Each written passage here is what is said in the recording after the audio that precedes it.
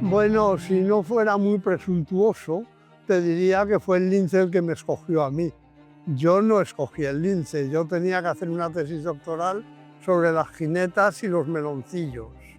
Era el tema que me había escogido, me había asignado mi director de tesis, que era José Antonio Valverde, el primero que había escrito sobre el lince en Doñana y un poco en España, pero vivía en Doñana entonces, y jinetas y meloncillos eran muy difíciles de encontrar, había muy pocos, en Doñana no había jinetas, tenía que salir de allí para buscarlas, y en cambio con el lince, con sus huellas, con sus excrementos, con sus animales que había cazado, te los encontrabas a menudo.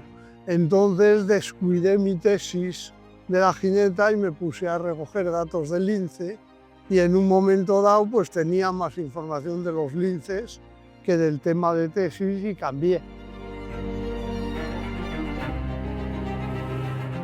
Bueno, fue largo. Primero yo estudiaba estos linces, como has dicho muy bien, en los años 70 del siglo pasado. Yo llegué a Doñana en el 72 y defendí mi tesis doctoral sobre el lince en el 77.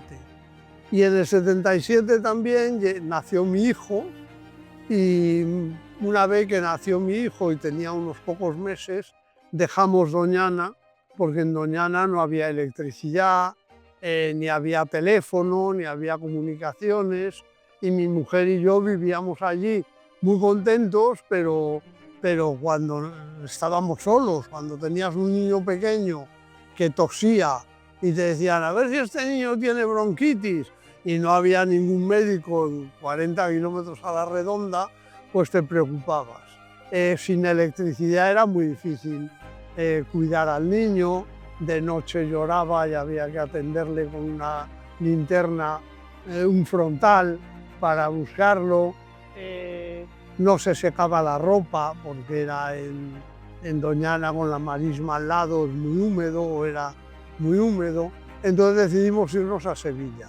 En Sevilla yo estuve haciendo otras cosas, escribiendo artículos, y cuando volví a Doñana, casi 10 años después, para intentar estudiar los linces, ahí ya marcándolos con radioemisores y todo esto, nos dimos cuenta de que había muy pocos, que en 10 años habían disminuido mucho. Los sitios donde yo sabía que había linces, pues ya no los tenían. Y me llamaron un día por teléfono de la UICN de Suiza y me dijeron, mire, si los datos que ustedes publican son ciertos. Bueno, me preguntaron, ¿los datos que ustedes publican son ciertos? Y le dije, bueno, creo que sí, en la medida en que lo podemos controlar, pues se aproximan a la verdad. Nunca es la verdad, porque tú calculas lo que ha disminuido, pero no sabes si es exactamente eso, un poco más, un poco menos. Pero bueno, está en la senda de lo que se puede saber. Y me contestaron, pues entonces el lince ibérico sería el felino más amenazado del mundo y es nuestra obligación trabajar para conservarlo. Ellos publicaron un libro que se llama Cats of the World, los gatos del mundo, y ahí salían todos los gatos salvajes del mundo ordenados, y en la categoría de máximo peligro solo una especie, que era el lince ibérico. Y luego ya debajo estaba el tigre o el leopardo de las nieves, pero en otro nivel de menos protección. Ellos avisaron a los gobiernos de España y Portugal, ellos empezaron a hacer una campaña internacional diciendo que no se podía permitir que la primera especie de felino salvaje que desaparecía desde la última glaciación en el mundo fuera en Europa, en una zona del mundo desarrollada, que si desaparece no sé, en Birmania y no se entera nadie, pues qué le vamos a hacer, pero que sabiéndolo con científicos, con recursos, con tal, no podíamos dejar que se... Bueno, y ahí empezó todo. Veíamos que en 20 años iban a desaparecer. una de mis preocupaciones y de la gente que trabajaba conmigo era que se extinguiera el lince antes que nosotros, ¿no? Decíamos, preferimos morirnos nosotros antes que el lince, ¿no? Entonces lo que veíamos es que iba a desaparecer.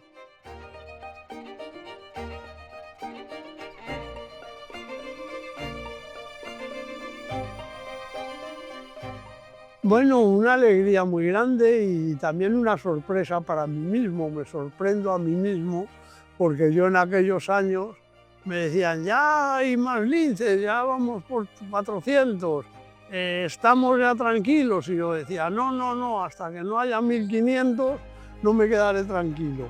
Ahora hay más de 1500 y sigo estando intranquilo. Entonces, yo mismo me sorprendo, ¿no? Pero supone una alegría, evidentemente, ¿no? Fue maravillosa y sorprendente. De mí se reían todos, porque en Doñana, en el coto, donde todos es poca gente, vivíamos 18 o 20 personas, entre guardas, un casero, una cocinera, 2 limpiadoras y 4 o 5 naturalistas, ¿no? Yo vivía con mi mujer y yo iba recogiendo las cacas de los linces, pero nunca veía el lince. Entonces había un turista que venía, me acuerdo, un italiano, en 2 horas de recorrido por Doñana, que le llevaron en un tractor, vio 5. Vio una pareja y una madre con 2 pequeños. Y se reían de mí porque yo nunca veía el lince, ¿no? Y una primavera estaba subiendo a nidos de rapaces para controlar los huevos que había o los pollos que había. Y cuando iba a subir a un nido de milanos, a un alcornoque enorme de esos que hay en Doñana, de 20 metros, de pavas, pues fui a subir y al mirar por donde subo, de pronto vi en una rama horizontal del alcornoque un lince durmiendo, como los leones que salen en las imágenes de África, subidos a una rama y dormidos en la rama, ¿no? Y no me lo podía creer, claro, por donde yo iba a subir. Y me eché así para atrás muy despacito, sin hacer ruido, el lince seguía. Llevaba los prismáticos, claro, como llevamos siempre al campo, y me puse a ir verlo, pero estaba tan cerca que no lo enfocaba. Con los prismáticos tuve que bajarlos porque no lo enfocaba, ¿no? Y entonces me quise echar más para atrás y pisé una rama o algo, y el lince se espabiló así, se levantó, se sacudió la cabeza, se puso en pie en la rama, pero todavía no me había visto ni nada de eso. Bajó por el tronco del alcornoque muy bien y echó a andar hacia mí. Estaba a 4 metros, a la distancia que estamos nosotros ahora, ¿no? Y cuando llegó a mi lado, se quedó asustado, me miró, pegó un salto y desapareció, ¿no? Y aquella visión mía fue una maravilla. Llegó al Palacio de Doñana presumiendo y nunca he vuelto a tener tanta emoción viendo un lince, ni con mucho, ¿no? Debo confesar que no esperaba ese éxito de que haya el turismo de linces que hay ahora, ¿no? Yo recuerdo que puse en una diapositiva en la pantalla con el grabado de Goya del sueño de la razón produce monstruos, donde hay un lince sentado al pie del hombre que está dormido viendo murciélagos y búhos y cosas volando. El lince, en cambio, no da nada de miedo, está sentado allí y no parece monstruo, ¿no? Por ejemplo, en la zona de los Monegros, en esa región, hay un montón de información de linces del siglo XVII al XVIII. Básicamente en el XVIII es cuando más hay, y se pagaban 8 reales por los linces, 16 por los lobos, 2 por las rabosas, que lo llama alguna la raposa, por los zorros, y hay bastantes, tantos que en un solo año en algún lugar, ya no recuerdo dónde era, en Alcubierre o en algún lugar así, en un solo año se pagan como 10 o 12. Son tantos que es imposible que fueran linces euroasiáticos, linces del norte. porque el lince del norte siempre es muy escaso, incluso donde hay muchos, ¿no? Bueno, yo lo dije en las jornadas que estuvimos en Huesca sobre el lince, la posible reintroducción del lince, que deseaba que volviera y que desde luego tranquilizaba a todos sobre lo que pudiera ocurrir. Cuando yo digo en los monegros era el lince ibérico, es porque había muchos y también porque no hay ni una referencia a que haga daño al ganado, ni una referencia que hiciera daño a los ganados, ¿no?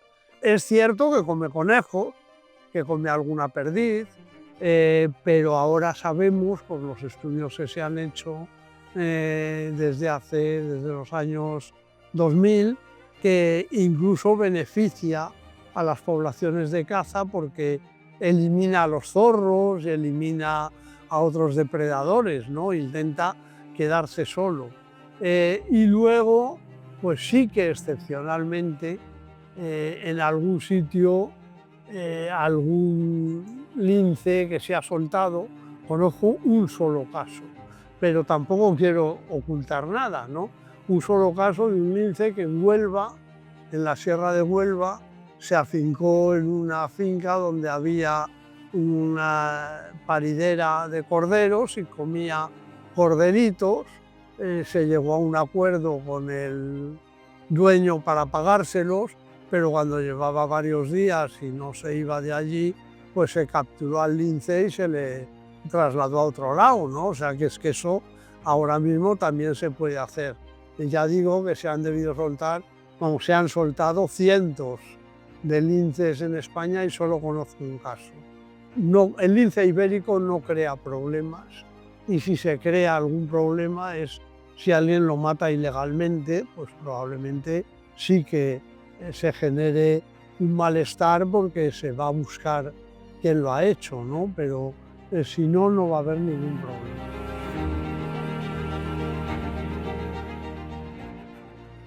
Es complicado convencer a alguien que probablemente sabe que no es cierto lo que se está diciendo. Usa el lince, como usan otros argumentos, un poco para meter miedo y para aprovecharse del malestar de la gente del campo, ¿no? Entonces es muy difícil convencerles. Yo lo que puedo decir con toda la energía y después de ya 50 años trabajando con los linces, que no hay ningún motivo para tenernos miedo, porque no hay ningún motivo que justifique el miedo al lince ibérico.